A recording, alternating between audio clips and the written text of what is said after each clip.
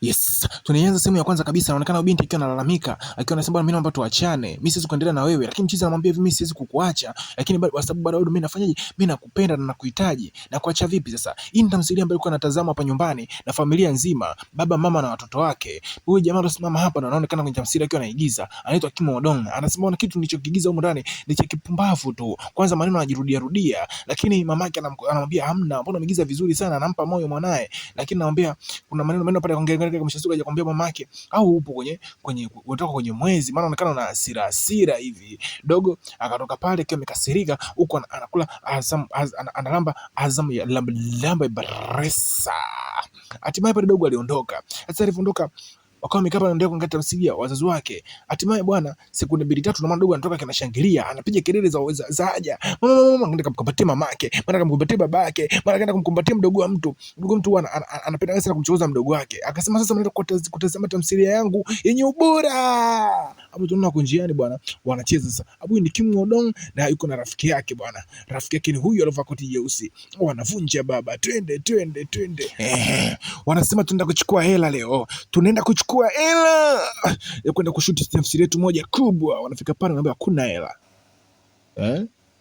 Profesa anajichekesha tu, wamba amenuna. Wamba ni kabwa wacheki na wote. Hasa bwana, hao jamaa wako wanasomea sanaa. Na baada ya kusomea sanaa, ukishamaliza sanaa wakatakiwa kupewa mkopo wa kwenda kuanzisha labda tamthilia yao na kwenda kujiendeleza kwa sanaa walojisomea. Lakini hatimaye wanaambiwa hawezi kupewa mkopo maana tafsiri ndio yenu nyinyi haitoeleweka. Cha msingi tafuteni star ambaye anaweza kabeba story yenu maana story yenu haieleweki. Wakamtaja huyu hapa Bang Eun-jung. Wakasema Bang Eun-jung, wakaanza kumkumbuka sasa kwenye vichwa vyao. Bang Eun-jung ni binti moja mzuri cheki peskali, lakini sasa alikuwa anaandamwa na matatizo ambayo mara matatizo ya ulevi, mara matatizo sio madawa kulevya, sio nani. Kwa hiyo na story nyingi sana mbaya Bang Eun-jung. Bang Eun-jung mwenyewe tunamwona huyu huku bwana. Bang Eun-jung anamlalamikia nani? Analalamikia meneja wake. Anawaambia meneja kwamba hao waandishi habari ni wapumbavu. Yaani kila kitu wanaona mabaya kuhusu mimi. Kila siku ni mimi. Kwa hivyo vichwa vyao hawazagi vitu vingine, wananiazaga mimi tu. Kwa alikuwa anamlalamikia sana meneja yake. Meneja yake akamwambia hivi ni kwamba hii ni fursa. Tunaweza tukaitumia hii fursa na kujipatia sisi pesa zaidi. Maana sasa hivi utakuwa ni on trending. Haijalishi kwamba una trend kwa kipi, lakini unaweza kujipatia pesa. Hivyo bitu imekaa pale, simu yake kaanza kuita. Kuangalia hivi namba kwa misevu usipokee. Oya, sisi wengine wanaweza kumpigia mtoto mchumba nini hivi, lakini akaa mchumba aokoti simu kakusevu sijui msumbufu. Sasa huko mwenzako kaseviwa usipokee. Sio, umeelewa? Machizo yamekaa kuna simu wanawaza. Sasa inakuwa kwaje? Mbona demu mwenyewe apokee simu? Na sisi wenyewe tunawaza kwa nini demu amemsave ana namba ya mchizi, alafu inaonekana mchizi ni jamani loko kabisa wa chini, lakini demu ni mtu ambaye ni famous yuko juu, ni msanii mkubwa, lakini jamani anaonekana kama ni msanii ambao ana struggle, alafu inakuwa vipi kwamba yule demu ana namba yao? Okay, sasa umekaa hivi mshale simu inaita. Kila mtu anaiogopa simu. Kumbuka simu ya star bwana. Yaani unakaa kana namna gani vipi unapiga simu na star? Wewe akaambia pokea wewe. Hapana pokea. Pokea wewe. Pokea wewe bwana. Pokea wewe. Mimi siwezi bwana, pokea wewe. Wewe ndio ukiongeza bwana, pokea wewe bwana. Sasa kama simu ikanapigwa na danda. Sasa kama anapigwa na danda hivi mwisho siku anapokea hivi sikioni, simu ishakata. Wewe ni mpumbavu, mimi siwezi kufanya kazi na wewe. Sasa hapa ni wanenjoa. Sasa akaongea hivyo, anamwambia Odong. Odong akabaki mwenyewe, mchizi wake shaondoka. Alivyoondoka akaka simu sikioni hivyo akampigia. Sasa hapo tunaanza kuona kile ambacho kilitokea nyuma. Tunarudishwa nyuma kidogo. Sasa nyuma kabisa miaka 3 iliyopita tunamwona bwana Odong alikuwa anaangalia movie hapa kwenye kibanda Umiza. Alikuwa anaangalia movie bwana, mchumba akaingia naye bwana. Huyo mchumba ni nani? Ni Bang Eun-jung. Sasa baadaye pale kutoka pale wakawa wameingia sehemu wanapata vitu. Bang Eun-jung bwana kampa hai mchizi. Sasa pale kaanza kutambulishana bwana. Kumbe wewe ndio ulikuwa kwenye naliko tumekuja kuonana kwenye banda la video. Sawa hivi na hivi. Kwa waliongea mengi sana pale. Baadaye ya pale bwana wakatambulishana shelewana, wakabidi waondoke wote kwa sababu wote walikuwa wanakaa mtaa mmoja. So kwa barabarani hivi stories hapa na pale zikawa zinaendelea. Hapa kumbuka ni kipindi hicho bado hajatoka Bang Eun-jung, bado hajatoka pamoja na Odong akaanza kumuuliza kuhusu masuala ya masomo, maana wao wanasoma wote kwenye chuo cha filamu. Bwana alivyokuwa anatoka pale Bang Eun-jung akamuuliza vitu vingi sana. Yeye ndoto yake ilikuwa msanii mkubwa.